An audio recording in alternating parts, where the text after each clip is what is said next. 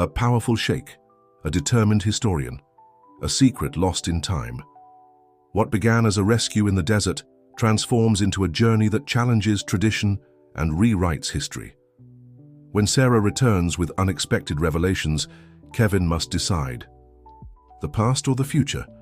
The sun beat down mercilessly on the golden dunes of the Nevada desert when Kevin Ralston spotted the dust cloud forming on the horizon. His trained eyes, accustomed to reading nature's signs since childhood, identified something different that morning. It wasn't an ordinary sandstorm. It was the harbinger of something that would change his life forever. From atop his customized Range Rover, he observed the landscape with the serenity of one who knew every grain of sand in that place. At 35 years old, Kevin was not just another sheikh. He was the man who had transformed a small emirate into one of the most prosperous business centers in the Middle East. His empire stretched across mirrored skyscrapers, luxury hotels, and ventures that made the world turn its eyes to that piece of desert. The glare increased, and with it came the unmistakable sound of tires skidding on sand. An out-of-control car was cutting through the desert at high speed, as if dancing a deadly waltz with gravity. Without thinking twice, Kevin accelerated towards the vehicle. Years of practice racing through the desert had given him extraordinary reflexes, and he knew exactly what to do. The tourist car, a common model rented by visitors unprepared for the desert's traps, was spinning dangerously. That's when he saw her for the first time, a young woman with brown hair struggling with the steering wheel, her green eyes wide with panic. With a precise maneuver, Kevin managed to get close enough to force her car to slow down, using techniques he had learned from the Bedouins. When the vehicles finally stopped, he quickly jumped out to help. Her! The young woman was shaking, covered in desert dust but conscious. "Are you okay?" he asked in English, noting her Western air. She nodded, still dazed, tears mixing with the sand on her face. Sarah Bennett, she managed to say between panting breaths. I don't know what happened, the car just... Her words were interrupted by a wave of dizziness, and Kevin supported her before she fell. "Don't worry, you're safe now," he reassured her, his deep voice carrying the natural authority of someone accustomed to command. "I'll take you to receive medical attention."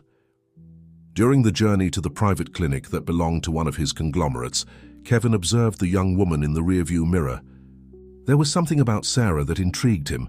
Perhaps it was the way she maintained her composure even after the accident, or perhaps it was just the natural mystery she emanated. Sarah recovered quickly, and in the days that followed, while waiting for medical clearance to return to her country, they met a few times. Brief but significant conversations revealed that she was a historian specializing in Middle Eastern archaeology, conducting research in the region. What began as a rescue in the desert evolved into an unexpected connection. Kevin, always so controlled and focused on his goals, found himself thinking about her more than he would like to admit. Sarah brought a different perspective on his world, asking questions that no one else would dare to ask, showing a genuine interest in the culture he cherished so much. But fate had other plans. A week after the accident, Sarah left without big goodbyes, leaving only a thank you note at the hotel reception. Kevin felt something he couldn't name, a mixture of relief and emptiness. After all, what future could there be between a sheikh, committed to the traditions of his people, and a Western academic? The years passed, and that encounter in the desert became just another story to be told at formal dinners when someone asked about the powerful Sheikh Ralston's adventures. Kevin immersed himself even more in his business, expanding his empire, building the legacy his father had dreamed of so much. Arranged marriages were proposed and politely refused. His family didn't understand why he, at 40, still resisted traditions. But there was something inside him, a restlessness that not all the billions of his fortune could calm.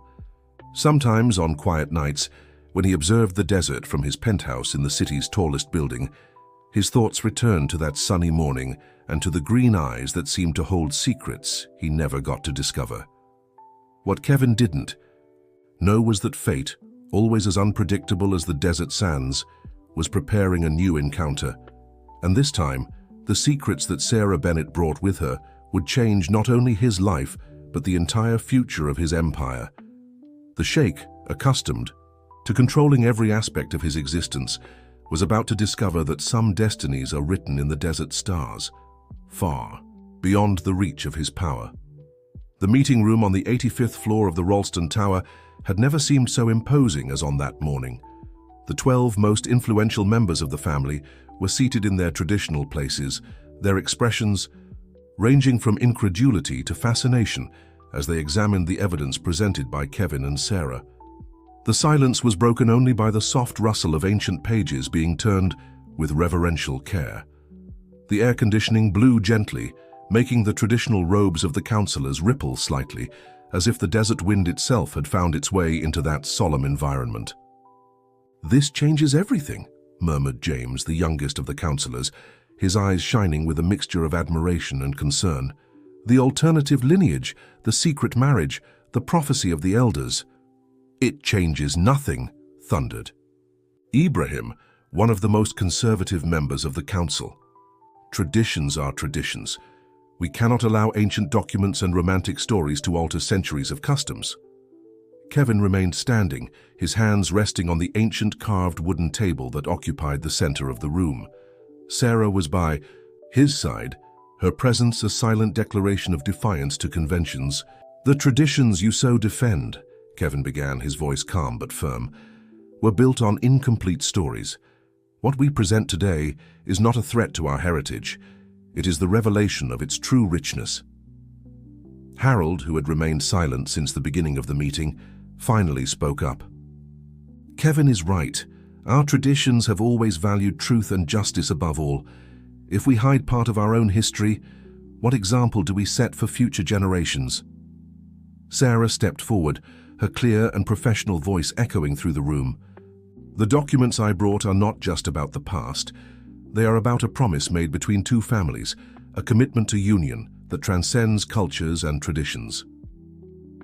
She opened an ancient map on the table, carefully restored. This map, drawn by William Bennett in 1923, shows more than archaeological ruins. It shows the exact points where our ancestors met in secret, where they planned a future in which East and West could unite in harmony.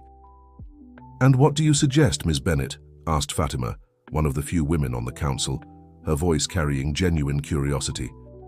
"That we abandon our traditions." "On the contrary," Sarah replied, pulling out another document from her folder. "I suggest we honor them in their entirety. This is Abdullah Ralston's testament, written in his last days. In it, he speaks about his vision for his family's future." Kevin took the document, recognizing his great-grandfather's handwriting. He began to read aloud. "May my descendants know that the strength of our lineage is not in the purity of blood, but in the wisdom to accept that the new and the old can coexist in harmony. The true heir to our legacy will be the one who understands that traditions are not chains that bind us to the past, but bridges that guide us to the future." A murmur ran through the room. Abdullah's words, preserved for decades, seemed to have been written especially for that moment.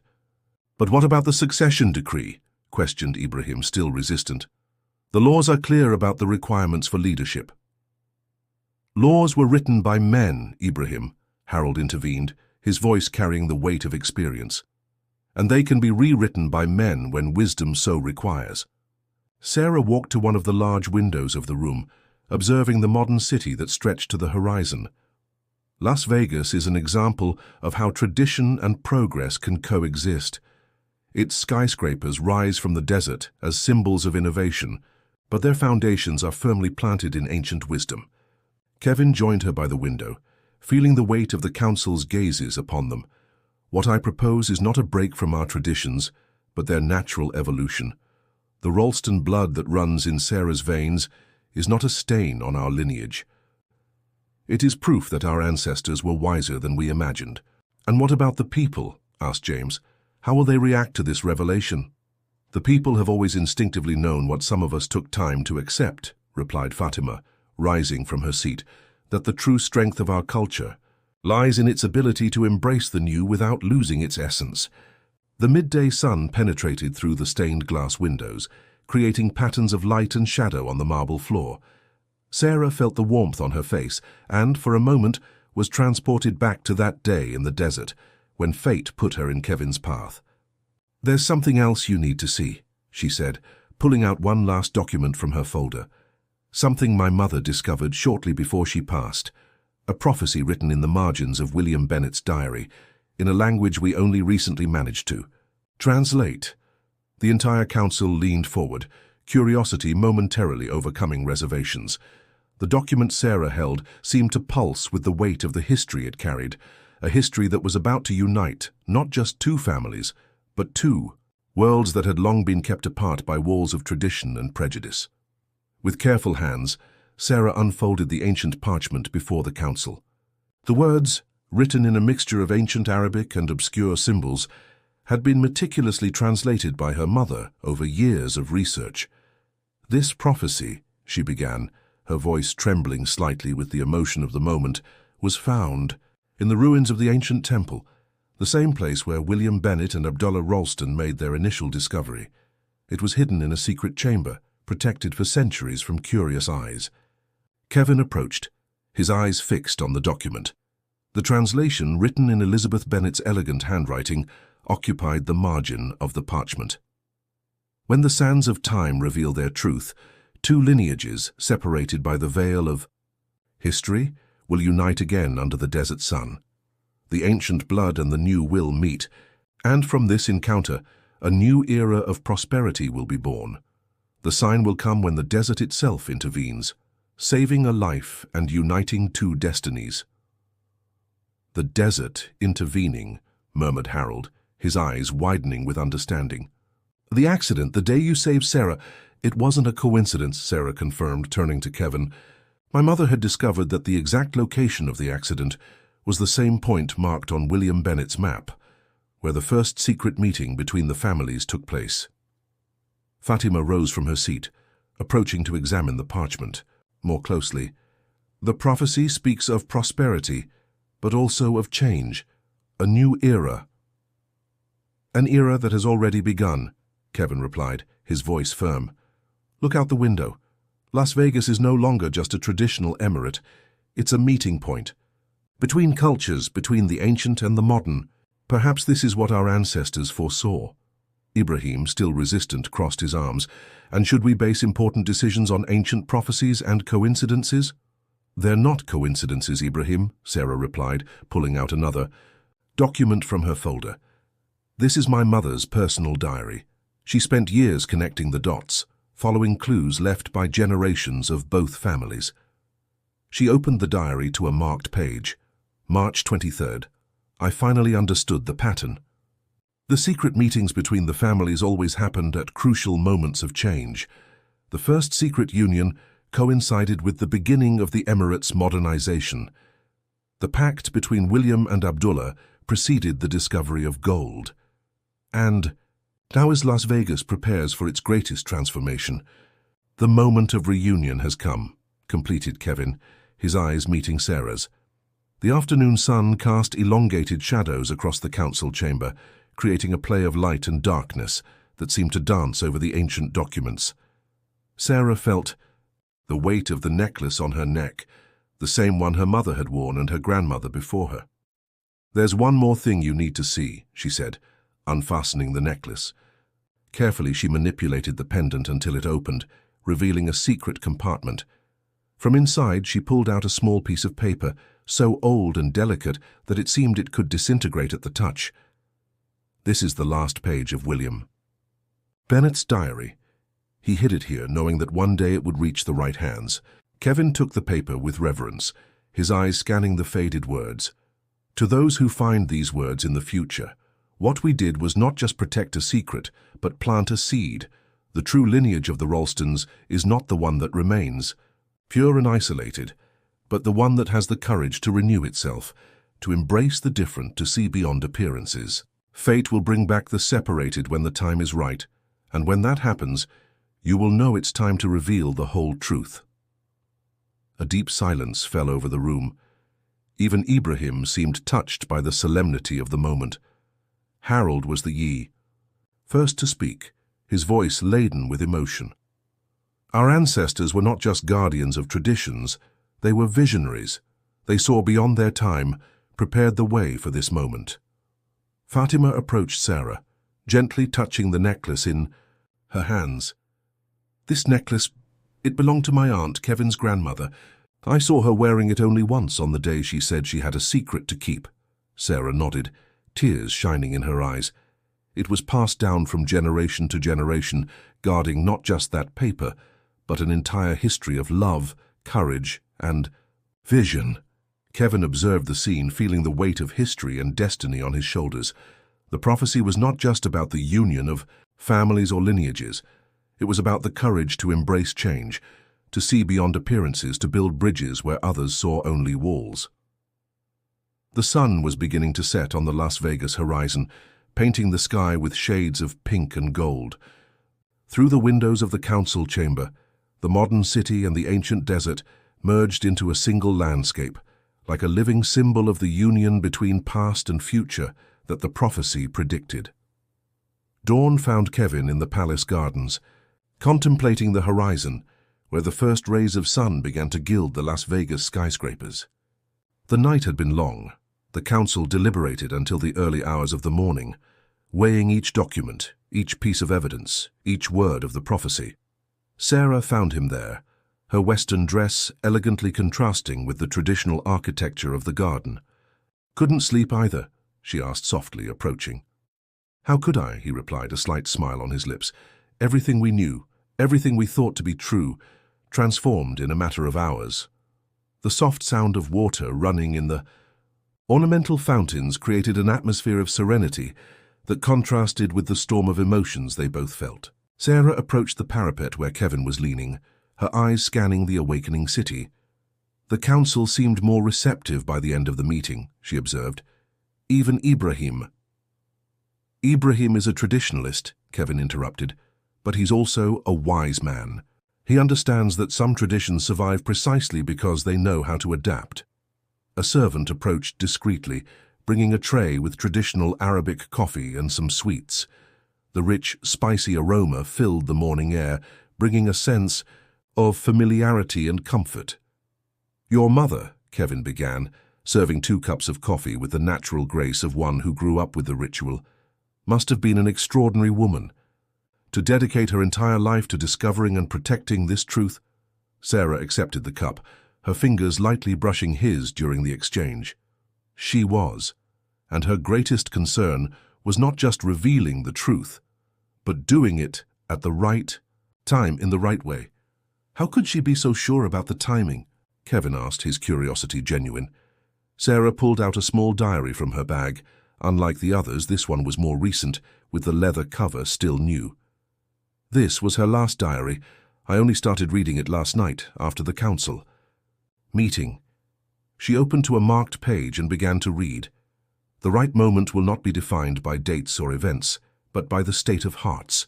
When the Ralston heir is ready to question not just traditions, but his own certainties, when he demonstrates the same courage his ancestors had in challenging the conventions of their time, this will be the sign."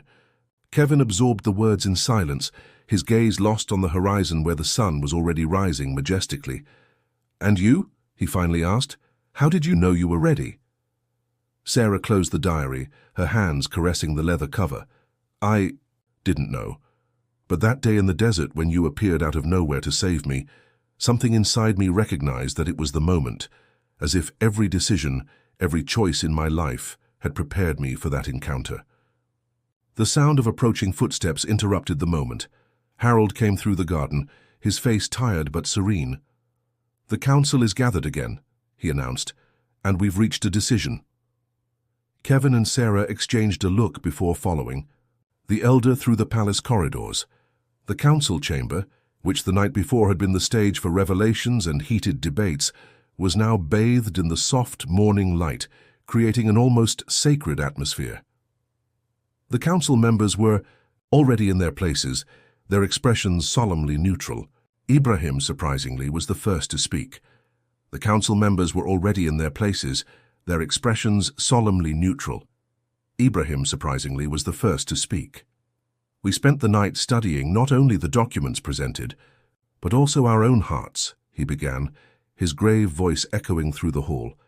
We consulted the sacred texts, the ancient laws, the traditions that have guided us for generations.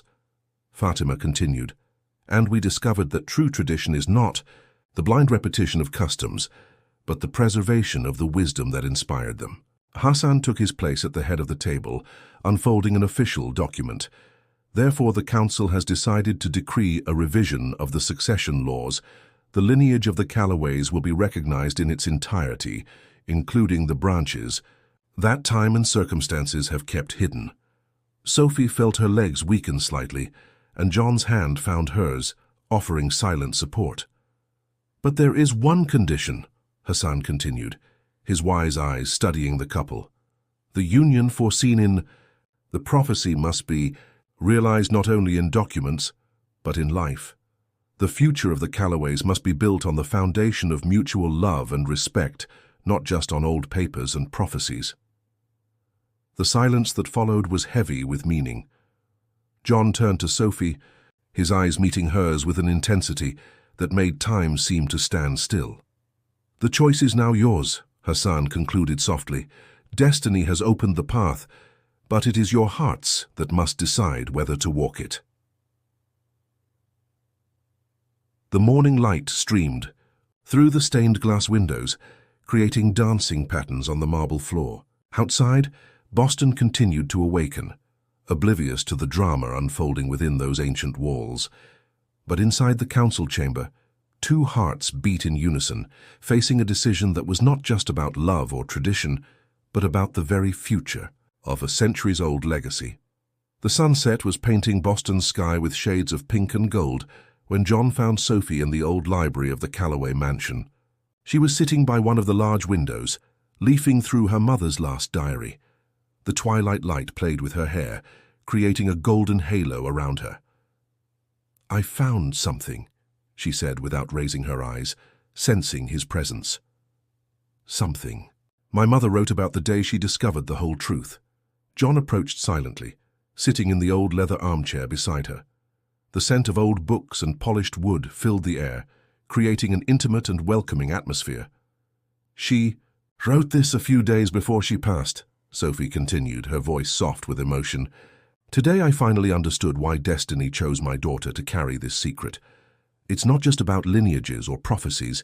It's about the heart that beats within her, as strong and true as the ocean that will one day lead her to her destiny." John observed how the last rays of sunlight danced on Sophie's face, illuminating the tears that shimmered in her eyes. "Your mother always knew it would be us?" Sophie gently closed the diary, turning to face him. "She knew that destiny had its own plans, but she also knew that the final choice would be ours." "And what is your choice, Sophie Bennett?" John asked, his voice barely containing the emotion he felt. "Now that the council has given its blessing, that all secrets have been revealed." "There's still one secret," she softly interrupted, pulling a final envelope from inside the diary. "The last secret my mother kept." With trembling hands, she opened the envelope, revealing an old photograph and a letter. The photo showed two young women in a garden, Sophie's mother and John's grandmother, both smiling at the camera with complicity. "This photo was taken the day my mother found out she was pregnant with me," Sophie explained, her voice choked with emotion. "She came here to this mansion to tell your grandmother. They were more than friends. They were guardians of a truth that would change everything." John took the photo, his eyes studying the smiling faces. "Why did my grandmother never mention this?" "Read the letter," Sophie simply replied. Elizabeth Bennett's elegant handwriting filled the yellowed paper. "My dear daughter, if you're reading this, it means you've finally found your way to John, as we always knew you would. Your grandmother and I weren't just friends sharing a secret. We were women who believed in the power of love to transcend borders and traditions. On the day of this photo, when I told her about my pregnancy, your grandmother had a vision. She saw you and John together, uniting not just two families but two worlds. She saw the love that would be born between you, as natural and inevitable as the sunrise over the ocean. But she also saw that this love would need to be freely chosen, not imposed by prophecies or traditions. That's why we kept this last secret, waiting for the moment when your hearts would be ready to make that choice. The Calloway blood that runs in your veins is only part of the story. The true heritage you carry, my daughter, is the ability to love with the same courage our ancestors showed in defying the conventions of their time. With all my love, your mother. The silence that followed was heavy with emotion. Outside, the first stars were beginning to dot the night sky, like silent witnesses to that moment. So, John finally spoke, his voice hoarse with emotion. It wasn't just destiny that brought us together that day on the beach. Sophie stood up, walking to the window. The city sparkled under the night sky, a perfect blend of tradition and modernity. Destiny put us on the same path, but it was our hearts that chose to stay on it, John completed, joining her by the window. The moment that followed was pure magic. There in the old library where generations of Calloways had studied and dreamed, two hearts finally found the courage to accept what they had known since that first encounter on the beach. John took Sophie's hands in his touch gentle but firm. I'm not asking for your hand just because an ancient prophecy said I should, or because the council gave its blessing. Nor am I here just because my mother kept this secret for so long, Sophie responded, her green eyes shining with tears of happiness. I'm asking because my heart recognized yours the moment we first saw each other, even without knowing this whole story. The moon was beginning its ascent in Boston's sky, its silver glow pouring over the couple through the library's stained glass windows. It was a moment of choice, of destiny, of love, a moment that had been written in the stars for generations, but that now came to pass not out of obligation, but by the free choice of two hearts in perfect harmony. The gardens of the Calloway mansion had never been more magnificent than on that special morning. Thousands of white and golden flowers decorated every flowerbed, every arch, every column of the ancient corridors. The scent of roses mingled with the sweet aroma of jasmine, creating a magical atmosphere that seemed to have come straight out of a fairy tale. The rising sun poured its golden light over the city, making the skyscrapers shine like giant mirrors against the turquoise sky. But it was in the mansion's gardens that the true magic was happening. There, where tradition and modernity met in perfect harmony, a new story was about to begin. Sophie contemplated the city through the window of her chambers, wearing the ancient necklace that now carried not only secrets of the past but promises for the future. Fatima, who in the past few months had become a close friend and confidant, adjusted the final details of her attire. A unique creation that blended traditional American elements with subtle European touches. Your mother would be so proud, Fatima said softly, adjusting the silk veil. She and my aunt dreamed of this day for so long. Sophie smiled, touching the necklace fondly. Sometimes I feel as if they were here, watching everything unfold exactly as they predicted. On the other side of the mansion, John was preparing with Hassan's help. The old counselor, who had resisted so much at first, now smiled with genuine happiness as he helped the young heir with his traditional attire.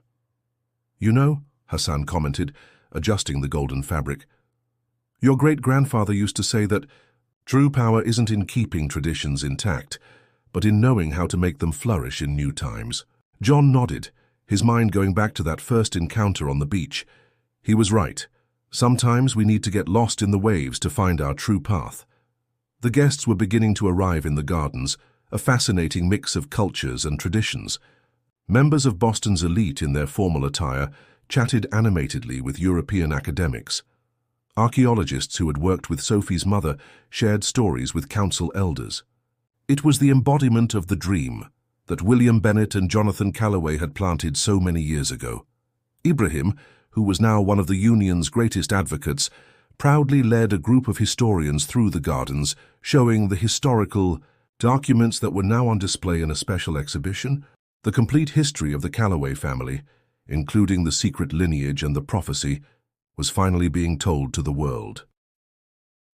When Sophie entered the gardens, a collective gasp ran through the audience. She walked gracefully among the flowers, carrying with her not just the beauty of the moment, but the weight of the history that had made it all possible.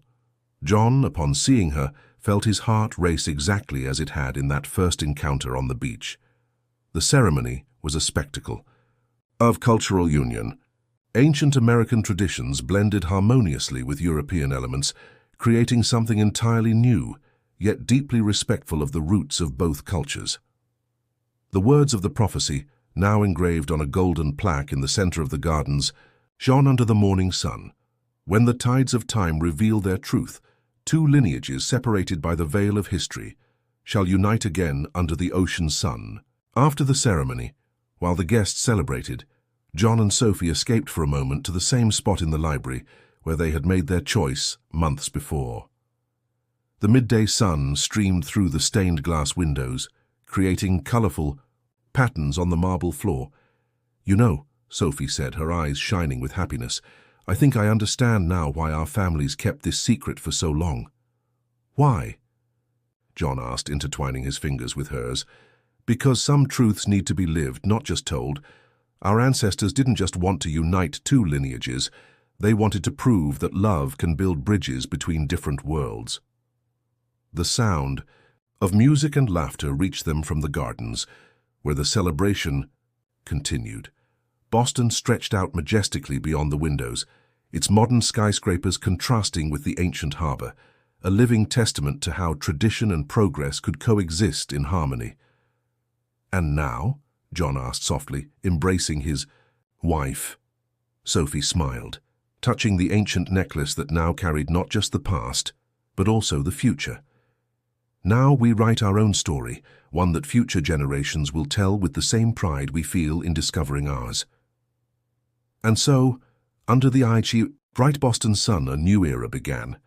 An era built on ancient foundations but looking firmly to the future. The prophecy had been fulfilled, not just in words and documents, but in the hearts of two people who found the courage to choose love above all else. Dear listeners, the story of John and Sophie shows us that true love transcends borders, cultures, and traditions. Just as the ocean waves guard ancient secrets, our channel holds many other exciting stories waiting to be discovered. If this journey touched your heart, don't forget to subscribe to our channel and leave your like.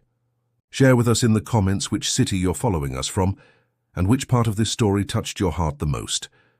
For more stories that explore the mysteries of love and destiny, click on the link to your left and discover our special playlist, Love Without Borders. After all, as John and Sophie taught us, sometimes we need to get lost in the tides of destiny to find our true path. Until the next story,